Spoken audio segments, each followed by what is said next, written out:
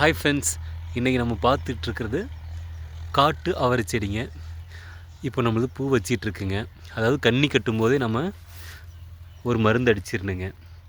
அசுவினி உழுவாமல் இருக்கிறதுக்கு கன்னி கட்டும்போதே ஒரு மருந்து அடிச்சிடணும். அப்புறம் இந்த பூ விட்டதுக்கு அப்புறமேலு நம்ம மருந்து அடிக்கக்கூடாதுங்க. ஏன்னா பூ விட்டதுக்கு அப்புறமேட்டுக்கு காட்டுக்குள்ளே போனால் பூவெல்லாம் உதிர்ந்துடும். ஸோ பூ விடுறதுக்கு முன்னாடி கன்னி கட்டும்போதே நம்ம மருந்து அடிச்சிடணும். அதுக்கப்புறமேலு இந்த பூவெல்லாம் விருந்ததுக்கு அப்புறமேலு இந்த காய் வருது இல்லைங்களா, இது போல் காய் வந்ததுக்கு அப்புறமேலு தான் நாம் இன்னொரு மருந்து அடிக்கணுங்க. எதுக்குன்னா இந்த காய் நிற்கிறதுக்காக இந்த காயில் புழு இல்லாமல் இருக்கிறதுக்காக ஒரு மருந்து அடிக்கணும். ஃபஸ்ட்டு கன்னி கட்டும்போது ஒரு மருந்தும், அடுத்தது காய் வச்சதுக்கு அப்புறமேலு புழு வைக்காமல் இருக்கிறதுக்கு ஒரு மருந்தும் அடிக்கணுங்க. அவரைக்காய் பார்த்தோமா, பாருங்க பிஞ்சாக இருக்குது. இது நம்ம போகி பண்டிகைக்கு தை மாதத்துக்கு காய் வந்துடுங்க. அப்போ நம்ம வேச்சு சாப்பிட்லாம், சாமிக்கு படைக்கலாம்.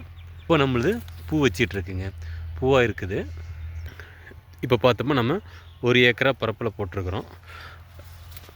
அவரைக்காய் பார்த்தோமா தை மாதத்துக்கு கிலோ 80 ரூபாய்க்கு போகுங்க. பச்சைக்காய் கிலோ 80 ரூபாய்க்கு போகும். அப்படி நம்ம விற்கலாம்.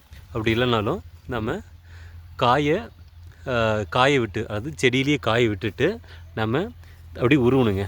அதாவது இப்படி பிடிச்சி அது இப்படி உருவி அதை காய வச்சு தட்டலாங்க. தட்டிட்டு அதை காஞ்ச கொட்டையை நம்ம விற்கலாங்க.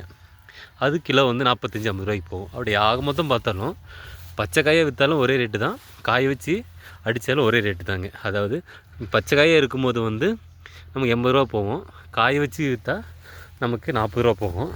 அப்போ நம்ம பச்சை காயை விற்கிறது பெஸ்ட்டுங்க. ஏன்னா நம்ம வேலைப்பாடுக்கு நம்ம கொஞ்சம் கம்மியாக இருக்கும். அதனால் முடிஞ்ச அளவு பச்சை காயாகவே நீங்கள் கேட்டாங்களா பச்சை காயாகவே கொடுத்துருங்க. காய வச்சு அடிச்சிட்டு இருக்காதீங்க. உங்களுக்கு கூலி தான் போகுங்க, கூலி போகும். அது மட்டும் இல்லாமல் உங்களுக்கு வேலை அதிகம். ஸோ முடிஞ்ச அளவுக்கு பச்சை காயாக கேட்டாலே நீங்கள் காட்டுடைய கூட கொடுத்துருங்க. அப்படி இல்லைன்னா தை மாதம் நீங்கள் சேல் பண்ணிவிடுங்க. ஃபஸ்ட்டு பூ அதை கன்னி கட்டுறதுக்கு முன்னாடி ஒரு மருந்து, காய்க்கு வச்சதுக்கு அப்புறம் ஒரு மருந்துங்க. அப்புறமேலு புழு இல்லாமல் இருக்கிறதுக்கு, புழு நம்ம காய் சாப்பிடாமல் இருக்கிறது ஒரு மருந்துங்க. இதை வச்சா போதுங்க. அப்புறம் நம்ம அறுவடைக்கு நம்ம எடுத்துக்கலாம். ஓகே ஃப்ரெண்ட்ஸ், இதுதான் நம்ம அவரைக்காடுங்க. ஓகே ஃப்ரெண்ட்ஸ், நம்ம அடுத்த வீடியோவில் பார்க்கலாம். தேங்க்யூ.